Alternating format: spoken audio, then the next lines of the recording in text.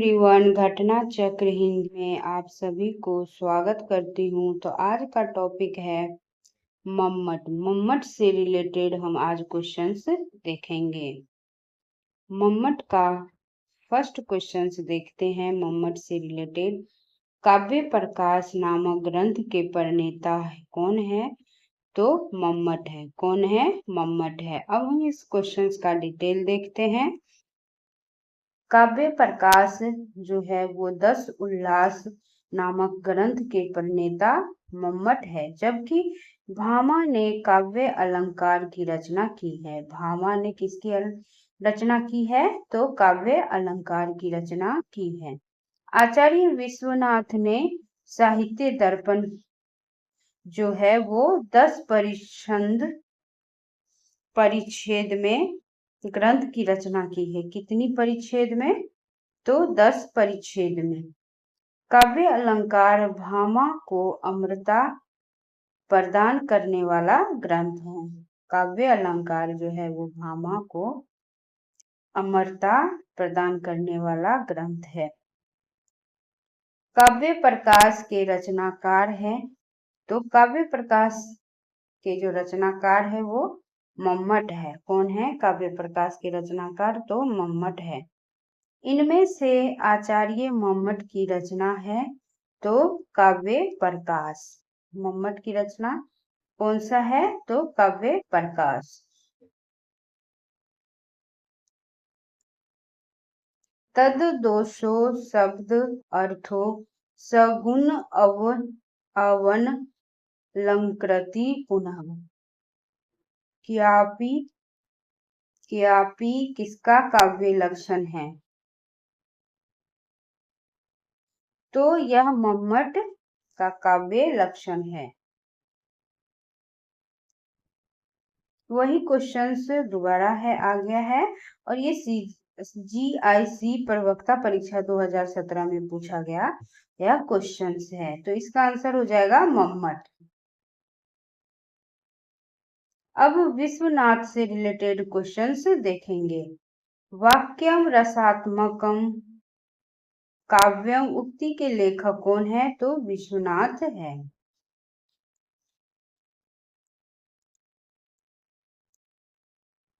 अब हम इस क्वेश्चन से रिलेटेड क्वेश्चन डिटेल देखते हैं। साहित्य दर्पणकार आचार्य विश्वनाथ ने काव्य लक्षण को परिभाषित करते हुए वाक्यम रसात्मकम काव्यम कहा और रस गंगा धरकार पंडित राज जगन्नाथ ने काव्य के विषय में कहा कि रमणीय अर्थ प्रतिपादक शब्द काव्यम, जबकि वामन ने काव्य लक्षण को परिभाषित करते हुए रीतिरात्मा काव्यस्य कहा है। वाक्यम रसात्मकम काव्यम किसका कथन है? तो ये विश्वनाथ का कथन है। ये PGT परीक्षा 2005 में पूछा गया क्वेश्चंस है। वाक्यम रसात्मक काव्यम काव्य जो है वो परिभाषा के प्रस्तोता है। तो कौन है? आचार्य विश्वनाथ है। ये भी TGT परीक्षा 2001 में पूछा गया यह क्वेश्चंस है। रसोवेसह को अपनी परिचर्चा में किस आचार्य ने सम्मिलित किया है? तो आचार्य विश्वनाथ ने। किसने सम्मिलित किया है? तो विश्वनाथ ने। अब हम इस क्वेश्चंस का डिटेल देखते हैं। रसोवेसह को अपनी परिचर्चा में आचार्य विश्वनाथ ने सम्मिलित किया है। 33 उपनिषद में रस का वर्णन इस प्रकार से है। रसो वे सह रसम होवायम लब्धा वानंदी भवति, अर्थात रस वह ईश्वरीय अनुभूति है जिसे प्राप्त करके आत्मा आनंदित हो जाता है।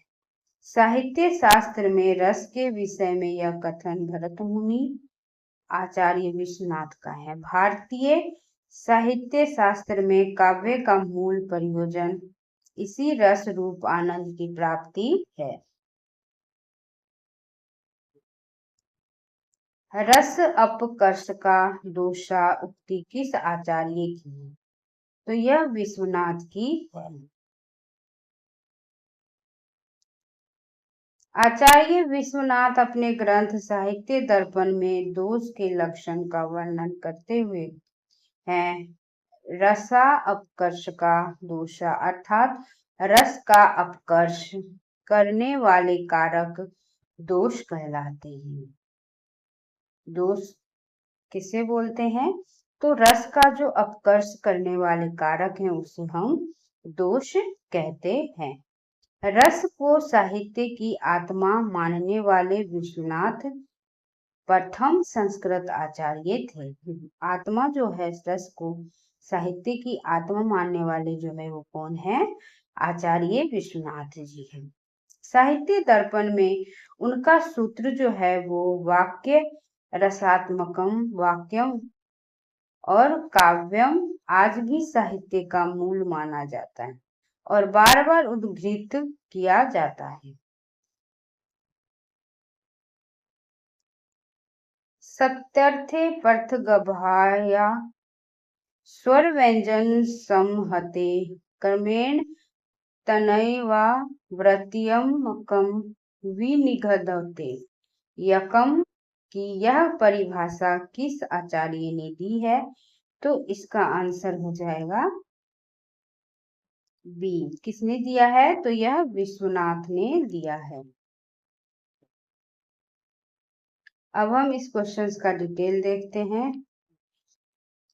साहित्य दर्पणकार आचार्य विश्वनाथ ने यमक अलंकार को परिभाषित करते हुए कहा कि भिन्न भिन्न अर्थों वाले सार्थक स्वर व्यंजन समुदाय की उसी क्रम में आवर्ती होने को यमक अलंकार कहते हैं। अब यह पंक्ति है सत्यर्थे पर्थगथाया गर्थाया स्वर व्यंजन संहते कर्मेण तनयवा व्रतियमकम विनिगधते।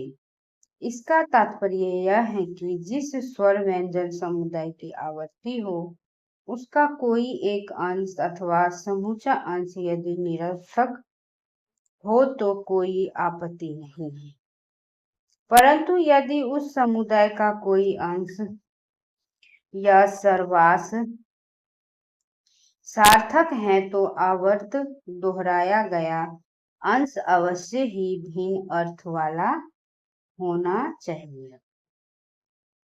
समान अर्थक शब्दों की आवर्ती को यमक नहीं माना जाता है। इस प्रकार यमक के उदाहरण में कहीं दोनों पद सार्थक होते हैं, कहीं दोनों पद सार्थक होते हैं, कहीं दोनों पद निरर्थक होते हैं, कहीं दोनों पद निरर्थक होते हैं,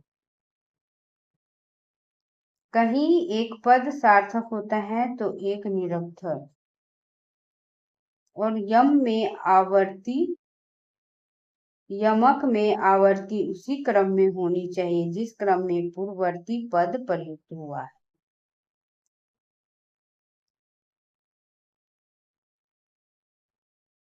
अब है नेक्स्ट नव पलास पलासवनम पुरः स्फुट पराग परागत पकजम मर्दु लतांत लतांत मलोक वत्स सुरभि सुरभि सुमनो भरे। यहाँ पर दोनों पद सार्थक है, जैसे पलास पलास तथा सुरभि सुरभि, परंतु दोनों ही सार्थक शब्दों के अर्थ भिन्न हैं। यहाँ एक पलास का अर्थ पत्र से है और दूसरा जो पलास का अर्थ है वृक्ष विशेष से है। इसी प्रकार एक सुरभि का अर्थ सुगंधित तथा दूसरा सुरभि का अर्थ है बसंत ऋतु से। इन दोनों पदों में रभिसु रभिसु निरर्थक है, कहीं एक पद है तो दूसरा निरर्थक है। जैसे लतांत, लतांत में दूसरा लतांत शब्द ही सार्थक है। पहले लतांत में लकार मृदुल शब्द का अंश है। इसी प्रकार पराग, पराग में बाद वाला पराग शब्द प्रागत का अंश होने से निरर्थक है। उपयुक्त शब्दों की आवर्ती एक ही क्रम में हुई है। वक्रोक्ति के विरोधी आचार्य हैं तो विश्वनाथ। कौन है वक्रोक्ति के विरोधी आचार्य? विश्वनाथ। अब हम इस क्वेश्चन का डिटेल देखते हैं। वक्रोक्ति के विरोधी आचार्य साहित्य दर्पणकार का विश्वनाथ है। अन्य महत्वपूर्ण तथ्य देखते हैं। आचार्य विश्वनाथ संस्कृत काव्य शास्त्र के ममज्ञ आचार्य थे। इनका पूरा नाम आचार्य विश्वनाथ महापात्र था। इनके पिता का नाम चंद्रशेखर और पितामह का नाम नारायण दास था। महापात्र इनकी उपाधि थी। किसकी? तो विश्वनाथ की। ये कलिंग के रहने वाले थे। इन्होंने अपने आप को संधि विग्रहिक अष्टादश भाषावार विलासिनी भुजंग कहा है। ये अलाउद्दीन के शासनकाल में थे। अब हम राजशेखर से रिलेटेड क्वेश्चंस देखेंगे। काव्य मीमांसा के रचनाकार है तो राजशेखर। कौन है? राजशेखर। अब हम इस क्वेश्चन का डिटेल देखेंगे। राजशेखर मुख्य रूप से कवि और नाटककार हैं। उन्होंने 4 नाटकों बाल रामायण, बाल भारत, विदशाल भजिका और कपूर मंजरी की रचना की है। कपूर मंजरी संस्कृत भाषा में न लिखकर प्राकृत भाषा में लिखा गया है। षटक है इनका 5वां ग्रंथ।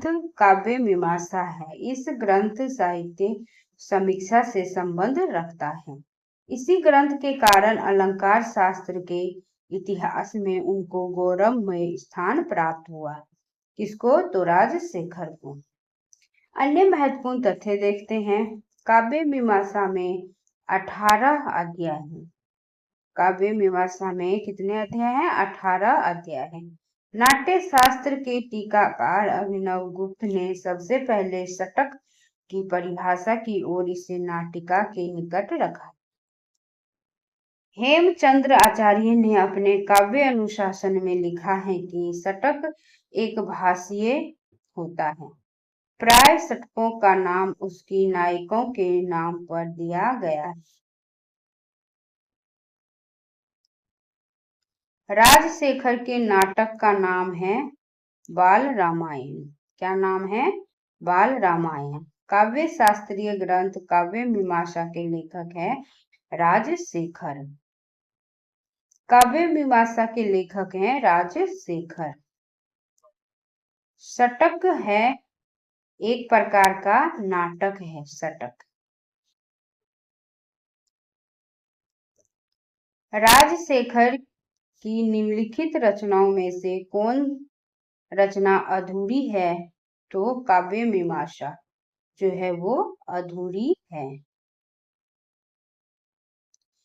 डैश भारतीय समीक्षा के जनक है तो राजशेखर। अब इस क्वेश्चन का डिटेल देखते हैं। राजशेखर भारतीय समीक्षा के जनक माने जाते हैं। संस्कृत में रस, अलंकार, ध्वनि, वक्रोक्ति, रीति आदि संप्रदायों के आधार पर सैद्धांतिक समीक्षा का व्यापक रूप से क्रमबद्ध ढंग से विकास हुआ, किंतु व्यवहारिक समीक्षा लक्षणों के उदाहरणों तक सीमित रही। अब कुंतक से रिलेटेड क्वेश्चंस देखेंगे।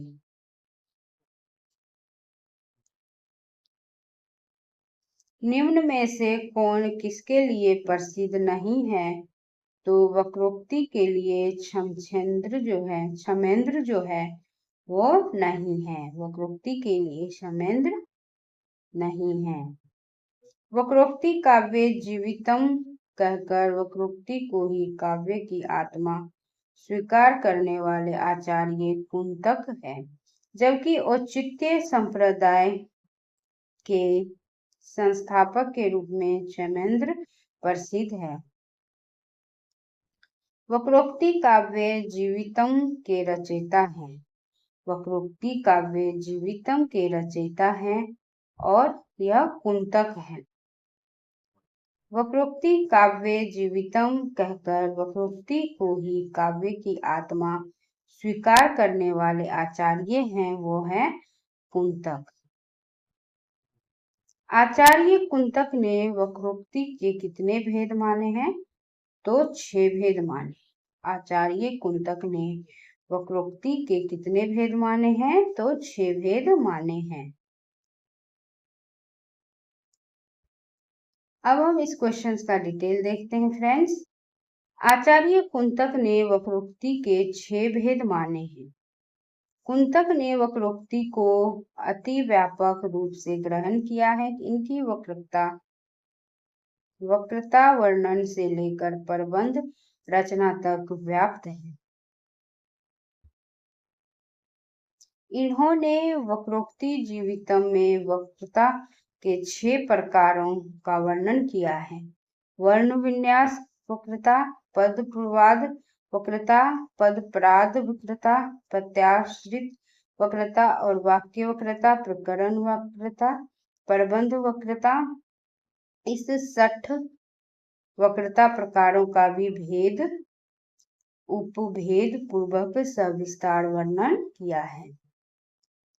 अब पंडित जगन्नाथ से रिलेटेड हम अब क्वेश्चंस देखेंगे। रमणीय अर्थ प्रतिपादक शब्द काव्यम परिभाषा किसने दी है? तो यह जो है परिभाषा जगन्नाथ ने दिया है। पंडित जगन्नाथ के अनुसार काव्य का लक्षण है रमणीय अर्थ प्रतिपादक। शब्द काव्यम अर्थात रमणीय अर्थ का प्रतिपादन करने वाला शब्द काव्य है। अब नेक्स्ट क्वेश्चंस देखते हैं। रमणीय अर्थ प्रतिपादक शब्द काव्यम निम्नलिखित में से किसका काव्य लक्षण है? तो यह पंडित राज जगन्नाथ का काव्य लक्षण है। रमणीय अर्थ प्रतिपादक शब्द काव्यम के प्रवर्तक है पंडित राज जगन्नाथ। रस गंगाधर किसकी रचना है? रस गंगाधर किसकी रचना है? तो पंडित राज जगन्नाथ की रचना है। अब हम आज का लास्ट क्वेश्चन का डिटेल देखते हैं।